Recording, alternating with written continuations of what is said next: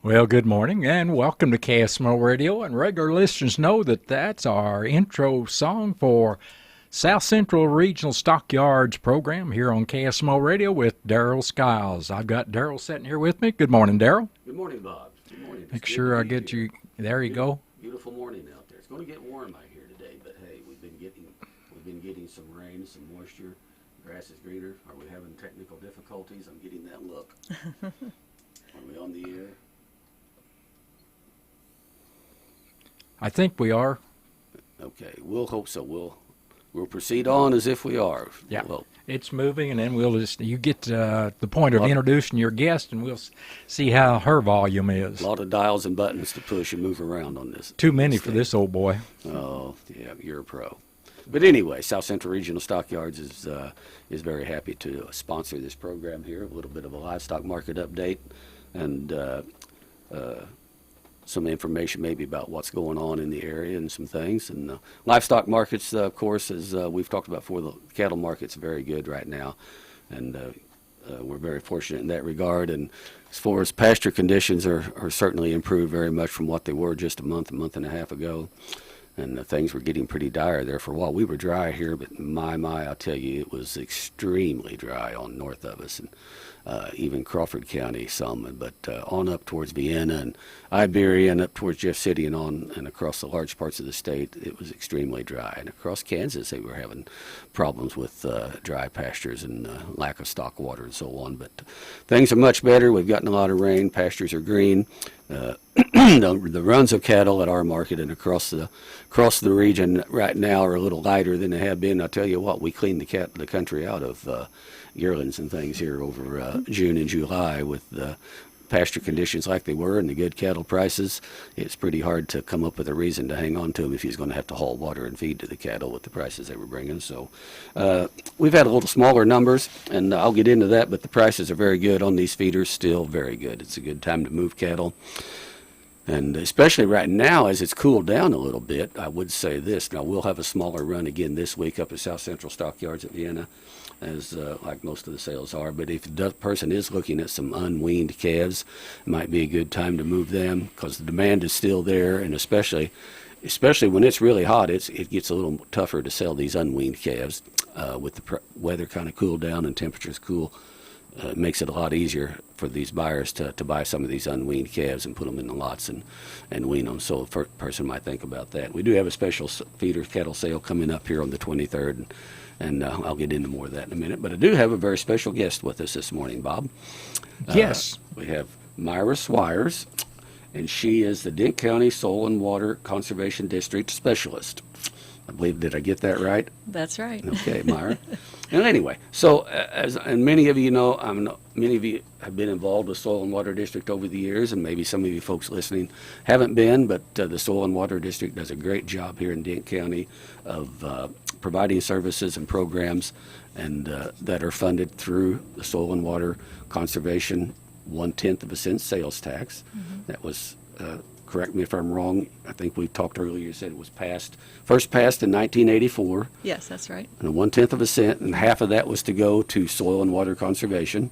Right. And half of that then goes to the Department of Natural Resources for state parks things. So then about every 10 years or so, it's voted on again to reauthorize, and it's always been reauthorized quite handily. Farm Bureau and the Cattlemen's Association have always supported passage and continuation of that because of the good work that is done out here in the counties and the good work DNR does with it too, as far as with their state parks. So Myra, I've been thinking about this for some time. We've had several special guests here on this program, and I've been thinking about needing to get a hold of you and see if you want to come in and share a little bit about what's going on with Dent County Soil and Water Conservation District and what are you all doing? What are some programs you have? And I know a lot of programs are based on fall practices and some different things. So I'll just let you dive right in. I know you've got some notes and things sitting there. Yes, so, that's right. so just share with us anything folks need to know about what you do and your office down there and who all. Yeah, Chris Jones works in your office also Yes, as a technician, works with the stuff and works with the folks, landowners. So just dive right in, Myra. Okay. Thank you, Darrell. I want to start with saying that Dent County has a lot of great landowners that we've worked with so far. And they make possible what we do. But through our office, landowners can come in and we can sit down with you and talk about some of our programs. They include doing seedings on your pastures, grazing systems, which involve water development, tanks and pipelines, cross fence, lime. We've done a few animal waste management barns here in Denton County. You may have seen a few of those go up, but the idea of that is it's basically like a feeding floor and collect the manure from the animals and then have a program or a plan to spread that manure on the fields and distribute it to keep So it let's out of the back up to waterways. some of these individual programs, Sure. okay? On like for seeding, you mentioned seeding. For example, they'll do cost share or 100%, 75, 50. Our programs are mostly based on 75% cost share, and that's off of the statewide average of the cost of components. So, it may be a little less or a little more than 75%, depending on what the landowner actually pays. But that's kind of to get you in the ballpark. So they do cost share to interseed clover or to do some reseeding or Yes, what so typically? someone might do a soil test and see what their requirements are nutrient-wise, and then we come up with a plan also. There's some that are more for erosion purposes, so if there's a lot of slope, then we might plan something with fescue or orchard grass. And then there are some that are just for interseeding legumes into existing pastures. But those seeding programs, they'll do cost share towards the seed, lime, and fertilizer, and getting the seed in the ground. Great. So yeah, those are some really great This day programs. and age with the cost of fertilize, I think triple 17, I think it's about 600 a ton. Yeah, So yeah, they're a very Jen, popular that's- program in the office for sure. Absolutely. Yeah. So Yeah. and then we give them some guidelines as far as timing when the seed needs to be put in the ground and stuff within a certain window of time. And we've Now- done that for fall, spring, or even some dormant seedings depending on the practice. Yeah, because I know a lot of clover seed gets put down in the winter, late Mm-hmm. winter. Works out to be a good time. Just broadcast even. Yeah. It's good. Yes, that's a good Do option. they do cost sharing even on just broadcasting clover? Yes, on some onto- of the programs you can do that for a dormant seeding. Yeah, it depends on Good. kind of what the need is for the fields. And then what's another program you mentioned? Cross fencing. Yep, with our grazing systems, that's to help people do more rotational grazing, so we can help make sure they have water. We need to have like a minimum of 4 paddocks that they can rotate through, and have water in each of those for them. And the So fencing they'll that's help cost needed. share with getting water tanks put in, things to service those. Yes, that's right. Yeah, if they don't already have an existing water source, then we can help trench in a pipeline and get some automatic waters put in for them. Good. Yep. Yeah, it really has been a big help to people to use parts of their farm that they couldn't use as much in the past because of water sources. Right, so- because some parts of some farms, there's no good place to build a pond. That's right. So do most of these come off of a well, or do some of these come out of the back of a pond? Let me ask that. No, well is the wells. is- Typically? Yep, typically. Well, Myra, also, correct me if I'm wrong, but isn't there also some cooperation financially on drilling wells as well? Yes, that's right. Okay. Yes. Might elaborate on that just a I little bit. will, if you yes. would.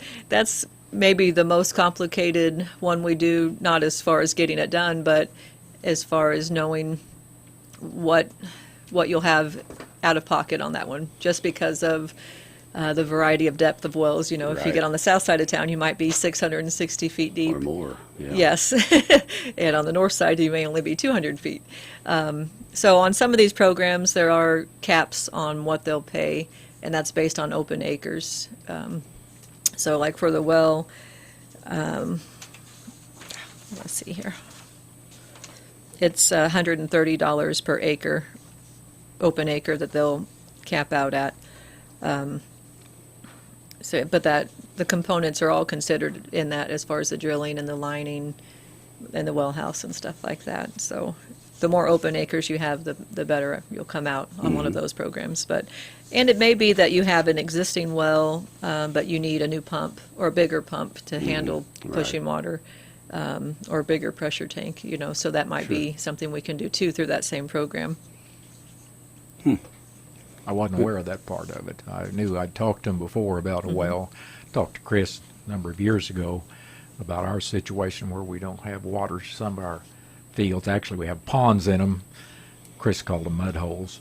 But anyway, we talked about that possibility of adding a well, but just didn't work out financially for us at that time. Yes, yeah. And, you know, there are a few solar wells going in, too, if it's a place where there's not electricity readily available. Really? And the pumps run off a well, drilled well, and then it's run off of And a then solar. you can get a solar pump that takes less watts, I guess, and then put some solar panels up. And so that Do they have somehow some batteries or something where it stores the power? Because I mean, you can. obviously, You can. you don't always have. But most of them have a storage tank, a holding tank. Okay. So you might have like a 2,500 gallon storage tank. So you don't need a big pump with a lot of watts. You're just I slowly see. filling that tank, Constantly refilling. and then it gravity flow out of Okay. that. That sounds like quite a deal. Yeah. Yes. Cool. Yep. I assume that's above ground storage tank. Right. Pipe must run up to the center of it, so it's winter. Because in winter it's going to freeze. There's going to be some freezing. Well, but a it's lot of just gonna them, be- it is on the outside, but it has where it drains back down when it's not pumping to eliminate the freezing. Not saying that there couldn't be some extreme cases where Yeah, you yeah. you may run into some issues, but Interesting. that's what I've seen so far. Uh-huh. But I've had conversations about that too, about maybe figuring out something where they ran up through the center of the tank to eliminate any issues. But Yeah. Interesting. Go ahead. I'm sorry. oh no, that's okay. We also have like a well decommissioning if there are some old wells on a property. Spring development if you want to utilize a spring that's on the property and take it and run a water off of it so you're not having a muddy mess if the cattle are watering out of it. Then we do exclusion fences. If you have a patch of timber or something that you want to keep your cattle out of, we'll cost your own fence for that.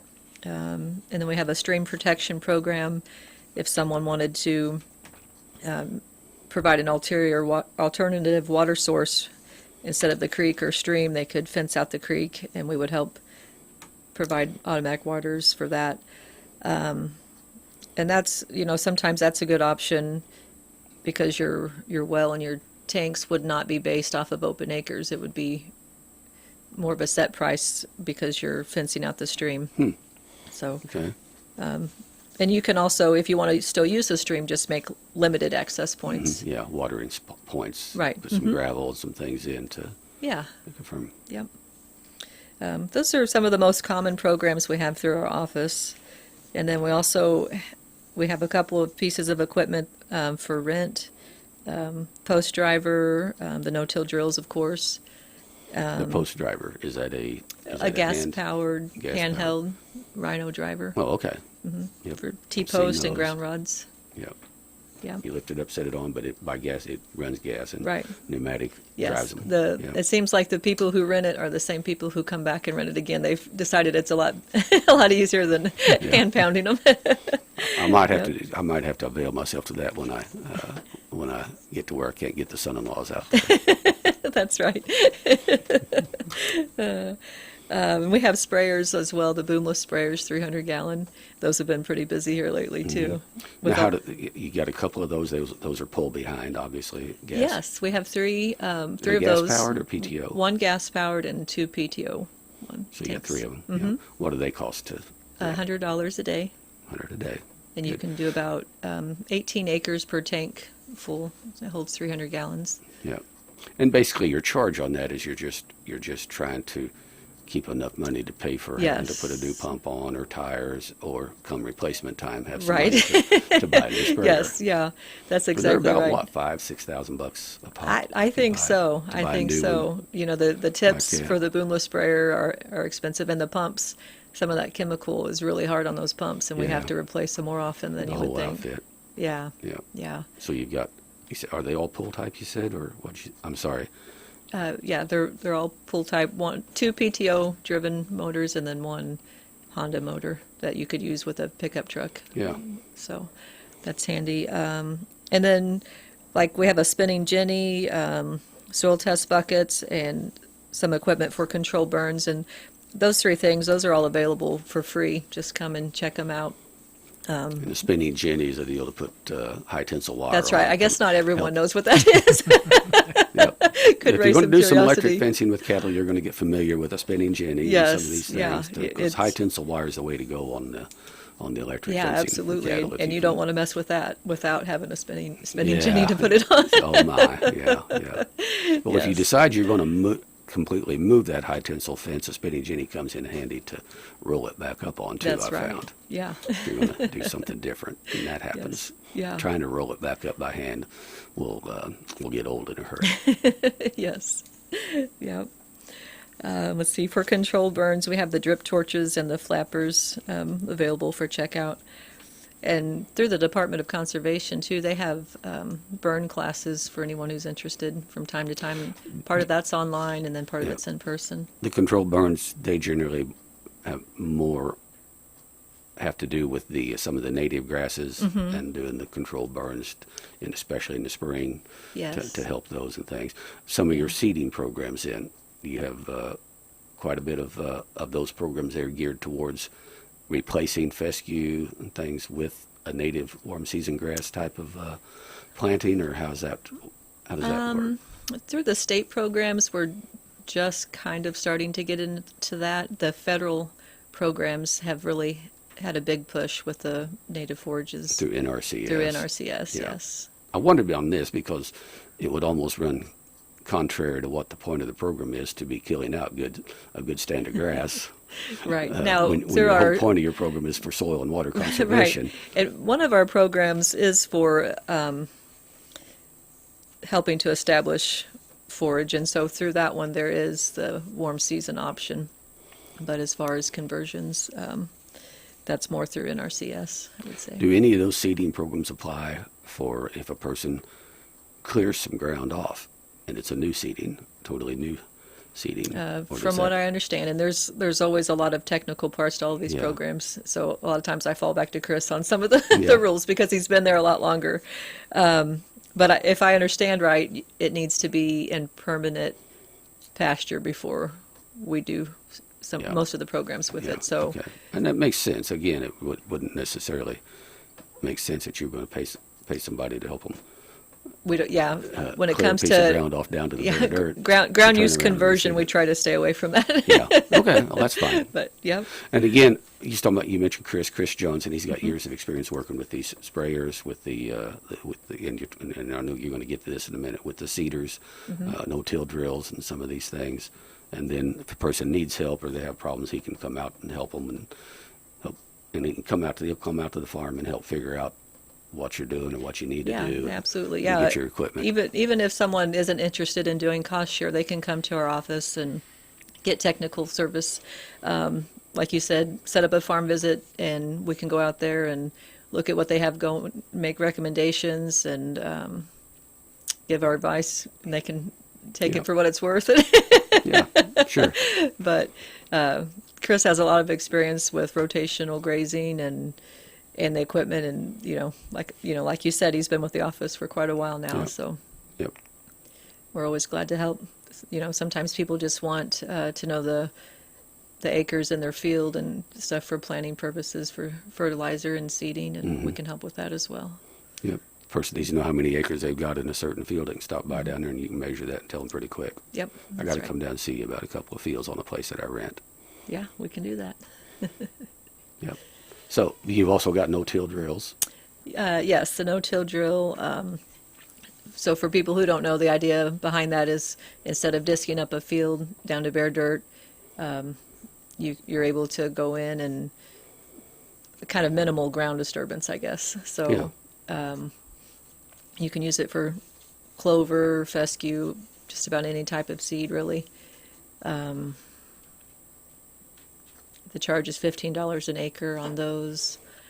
It is a big, heavy piece of equipment, so you need a good-sized truck to tote it home and a minimum of 75 horsepower tractor to pull it around your farm. Oh, really? 75? Really? Okay. Yep. I was wondering on those drills, Myra, is it pretty high maintenance on them? Mm-hmm. Considering Hard ground. Yeah, We tend to have this little problem with our soils in Dent County, and that's called rocks. And of course, rocks and metal, when they contact one another, something usually breaks. So I just Yes. figure that the maintenance is pretty high on those, I'm sure. Yes, absolutely. Yes. And the no-till drills are 10-foot wide. They're 10-foot drills. Is that right? Mm-hmm. Yep. Yep.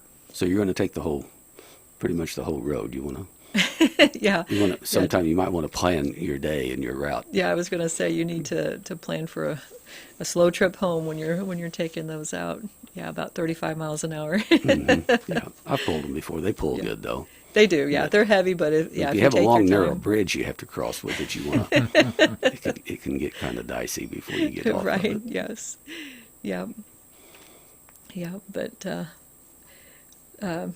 people seem to be pretty happy with the results when they're using the drills. They get a good stand from them and come back kind of like the post driver. We have a lot of repeat customers with Yeah, those. yeah. People use them to plant the summer annuals like sorghum and stuff too.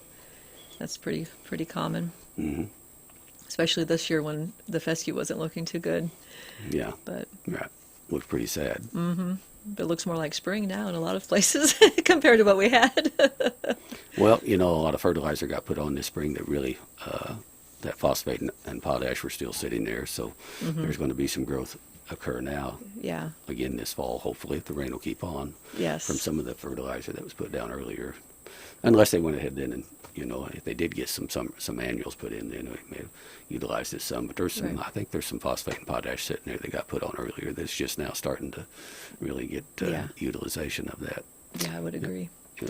Yeah, we have several landowners come in and talk to us about weed identification and help with that too. I know with the tough year last year and then this year combined, the weeds really had a good opportunity to get a foothold. Oh, yeah. People are seeing stuff that they don't normally have on their farms and looking for help and advice on how to manage that. So Yeah. that's something else we can help people with if they come in. Well, good. In a typical year, how much budget-wise, and I know you don't have a lot of budget numbers in front of you, something like that, but typically, I mean, as we said, this is funded through the 110-cent sales tax.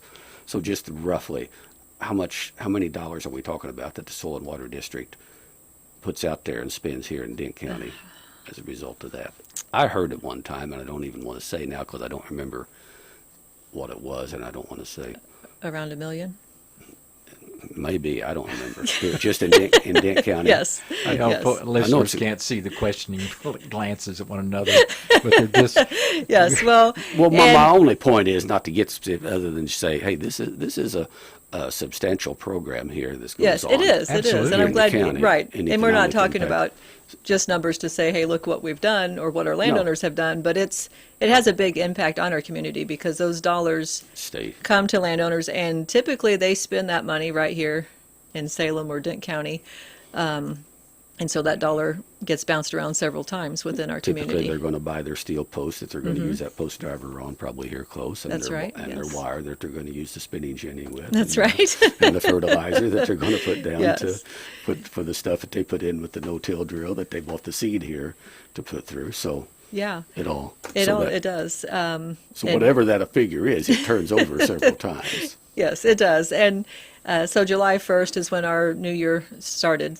and they actually passed the new budget and added $10 million to what they had before, because a lot of the districts had been spending more than what they had in the past. So they increased our budget. You say they. I'm sorry. It's okay. This is at the state level. At the They've- state level, Yeah, yes. So okay. there are 114 districts in Missouri and that's how the cost share dollars get put out there, is through the local offices. Yeah.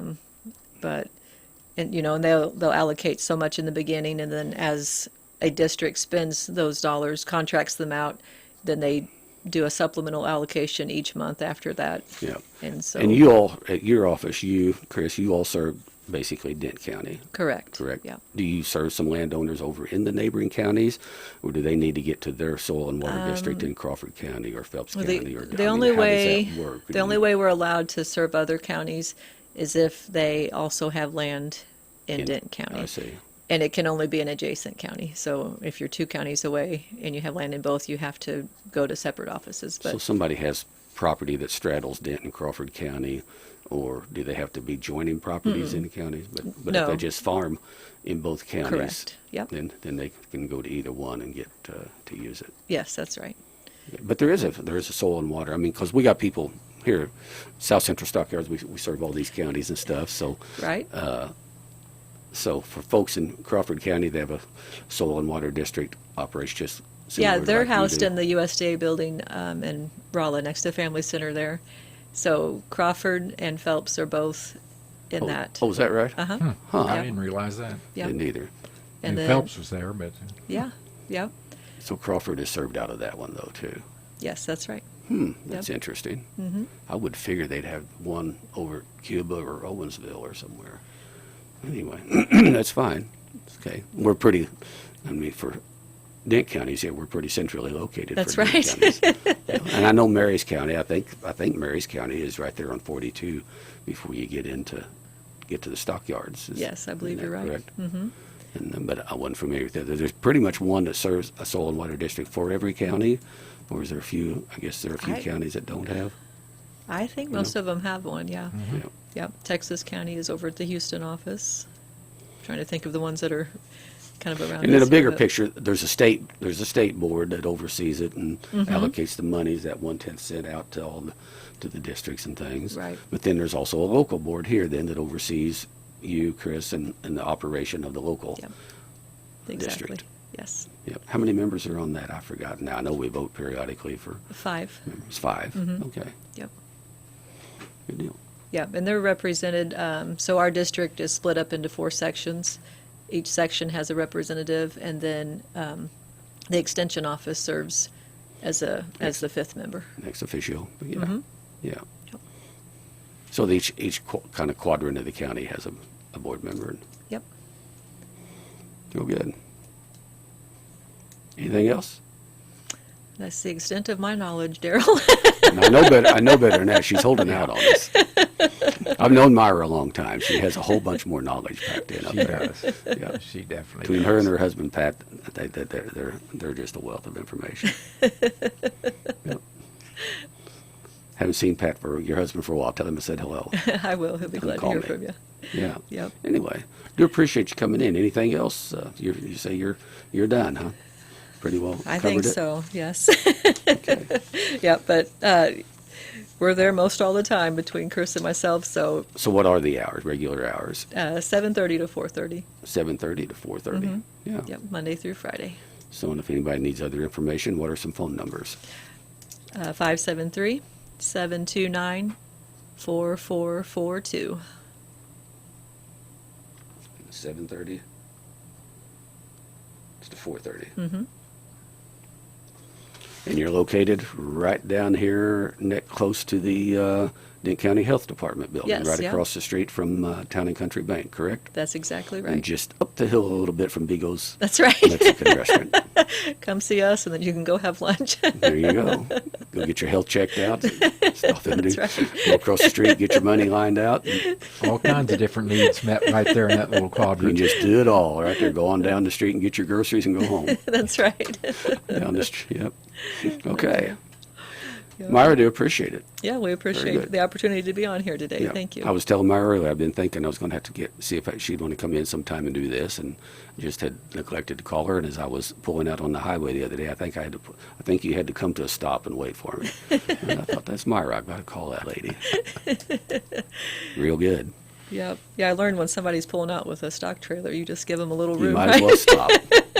Yeah, it was in all fairness, it was a stoplight. It was, so, yes. Yeah, so, anyway, But I have been on the other side of that where Yep. people think that they need to get ahead of you when you're pulling a trailer, and they don't think about the fact that you can't stop as fast as they can because you've got a whole load behind you pushing you. Yep. That's right. Yeah. That's right.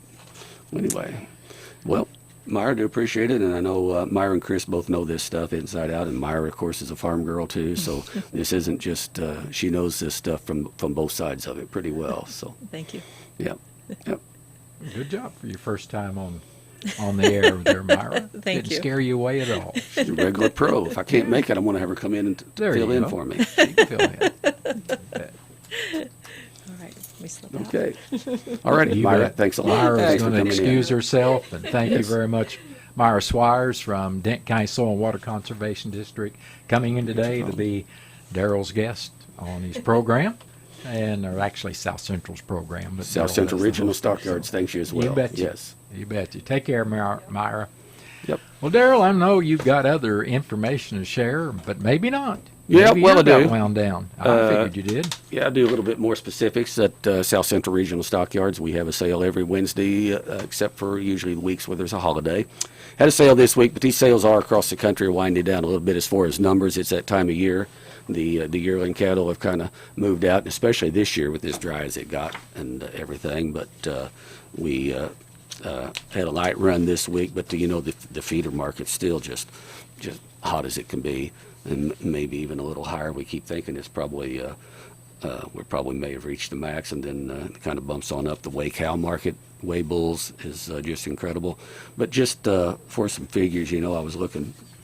We had an awfully good sale 2 weeks ago of a little less than 1,000 head and some awfully good strings of cattle, and even a couple of weeks ago. And just to pull a few figures out, some of these 6.5 to 700 pound cattle is looking, at 248 or 250 up to around 265, up even around 265 for some of those cattle. I've seen, and we had some really nice cattle from right down here, some red Angus cattle down here weighing right up against 7 at 256, I think it was, or maybe a little more. And some awful nice black cattle weighing up there around 7 at 262 or 3. And I was looking here even this week with a real light run. The buyers are there after them. We had just a few head of feeders, but the good ones sold really well. I was looking here. We had some 640 pound steers, $2.72 a pound. It just that's $1,740 a head. And I went back and was looking when I've been pulling these market. And these are figures that I get from the USDA market report. And I got to looking back at our first market report that I pulled off to do this first program back in March.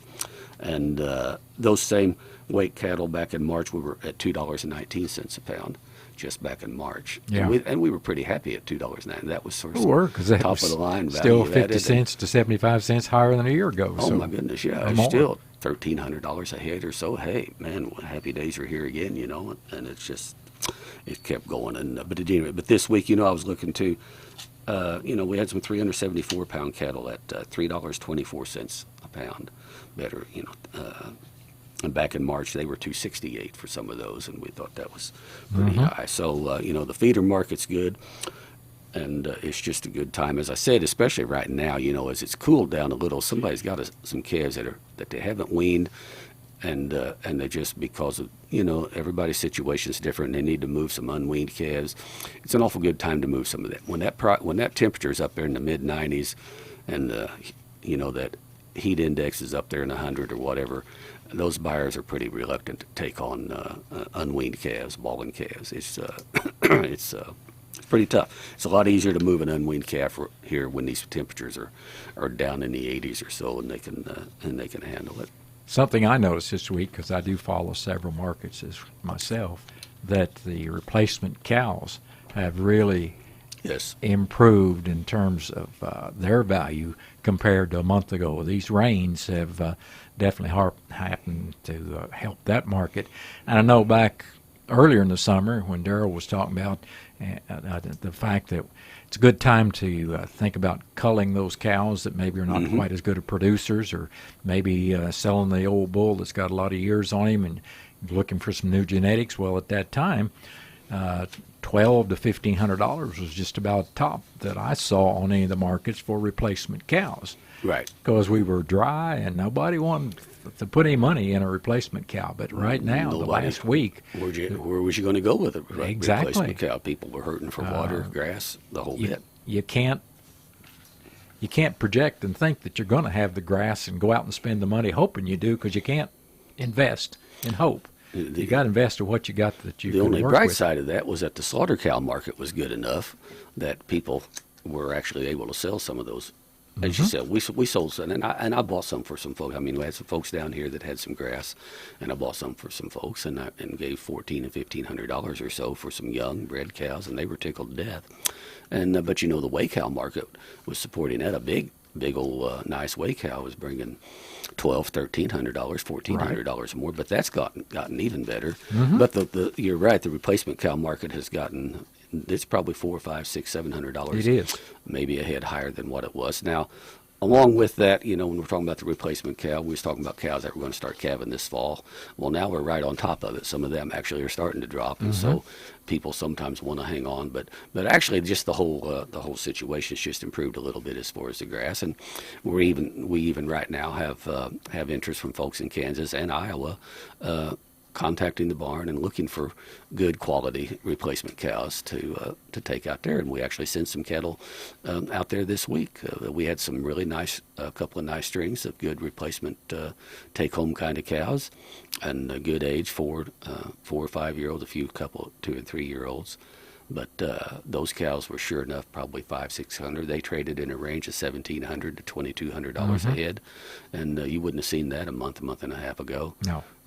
At all. So that's picked up. But again, the whey cow market itself has even picked up a little more. And the whey cows here just this week, the slaughter cows, I'm saying, your cull cows, your big cows in real good shape, that would be a high dressing cow. You're talking about $1.10, 15, 18 cents a pound, $1.18 a pound for these big old whey cows. Going back to March, those were up there somewhere in the 90s. It was pretty hard to get $1 for a whey cow back at that time. And the same way on these big old bulls to go to slaughter. We had a big, and he was a big red bull, limousine bull, right here at Salem, Dent County. And this week, bringing $1.25 for a big old bull weighing almost 2,200 pounds. Oh my! It's a lot of dollars in that. It is. Yep. And so a person, when you get to thinking what a bull's going to bring, if you keep him in good shape and get him sold, what he'll bring in the market as a cull bull, what it tells me is that people need to realize then, of course, then you can afford to pay a little more for those good replacement young bulls to come in and replace them and infuse some better genetics on the bull side, as well as right now some opportunity. Even still with these higher prices on these replacement cows, you can still buy some younger, better quality cows, maybe at very little difference, and take advantage.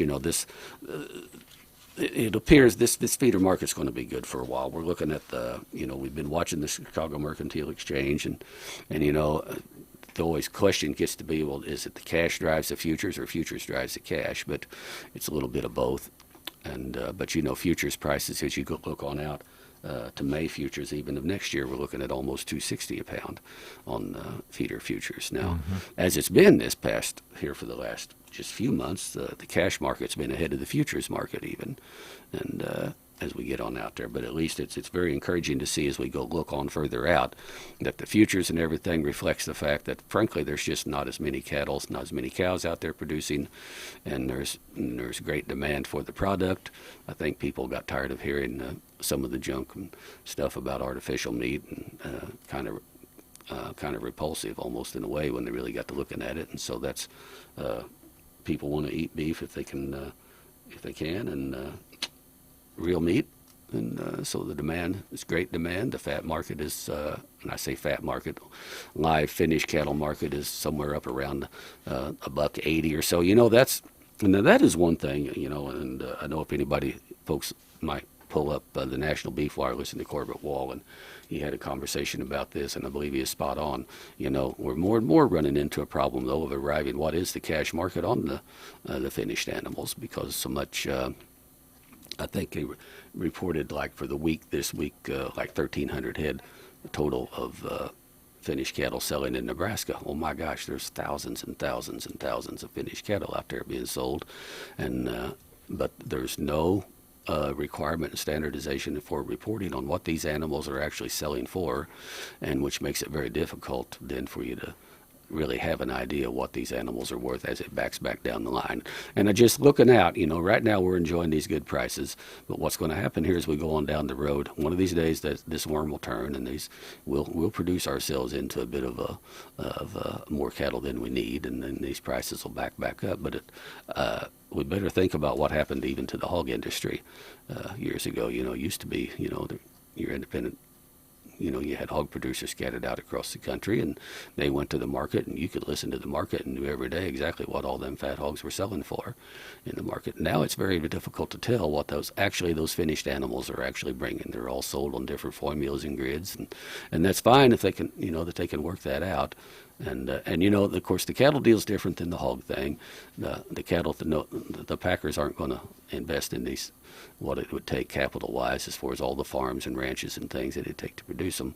But it does present a little bit of a problem possibly as we go on out there on arriving on what the actual finished cattle market is and so forth, and then to turn around and arrive then at what the feeder cattle are worth in relation to that. And so, we're very lucky. We got a very good competitive market, and we got good livestock markets around the country, and South Central Regional Stockyards is very happy and proud to be a part of that network. And we hope the cattle industry can continue on even as we look on down the road. But that is a concern as we look down the road on how the pricing structure ends up from the top down, comes down. But at any rate, right now, it's an awful good time to be in the cattle business, and especially with rain coming and grass growing again. It can look pretty tough when there's grass is burned up and it's 100 degrees. Absolutely. Yeah. It's been an interesting, wild year so far. It is. But grass is green and growing now in most places, and pond's looking a little better. And I heard a fella this week tell me he'd been worrying that he was going to end up having to sell his, he thought, because he might have enough grass, but his water was going to play out, and he wasn't sure how he was going to be able to get enough water to him. And it's one thing to have to haul feed, but boy, trying to haul water can be a serious tough. challenge. Which that's where our guest speaker here Sure. can folks think about that down the road. They can help with that, as you heard. They can help you even drill wells and dig trenches and get waterers put in and things to address that. So kind of all goes together, doesn't it, Bob? Sure does, Darrell. Yep. So anyway, that about wraps up what I've got here for South Central Okay. Regional Stockyards. We are planning, again, as I said, on August the 23rd. We are looking at we got several nice strings of feeders lined up for August 23rd, and then this is that time of year though where we'll try to put these together, but an awful lot of the yearlings have left the country already. Now, it won't be long now, though. We'll be getting started here in September on some of these runs of springborn calves, and some folks that are really still kind of stretched out on pasture may sell some springborn calves a little early, and very lucky they'll be bringing some awful good prizes. But we'll get into these fall runs of cattle here shortly. But in the meantime, we'll have a sale every Wednesday, and keep watch. I've got a Facebook page. Stockyards has a Facebook page. Keep an eye on that. If we have some specials going on some replacement cows, check on that. We'll try to advertise those ahead of time. Sometimes we don't know until the weekend before the sale, so it's kind of challenge to get all that information out, but we'll do the best we can. But at any rate, do appreciate folks, and if they have any questions or anything, they can always call the barn at 573-422-3305. And Ross and Bill Patton, their dad Dave Patton, are usually around somewhere, or they'll get the message and get back to them. Or you can give me a call. My number is 308-5415, 573-308-5415. If you're thinking about selling some cattle, want us to come take a look, visit with you about what your options might be, or if you're thinking about wanting to buy a few and things, well, give us a shout. Or if you need to get trucking lined up to get some cattle to market, give a shout, and we'll take care of you and try to get things done. So anyway, but we'll be back on the air here in a couple of weeks, Bob. What 25th. 25th, and That's 2 weeks from today. Darrell will be back representing South Central Regional Stockyards out of Vienna, and you can tune in here on KSMO and learn what's new and what's up to date right there with Darrell. Darrell? do Thank plan you. on having another special guest in a couple of weeks. Okay, very good. And we do thank Myra for being in today from the Denton County Soil and Water Conservation District, sharing information about the programs they have. Yep. That said, we're going to end today's program. Thank you, Darrell. Thank you. Everyone be safe, happy, healthy, and God bless.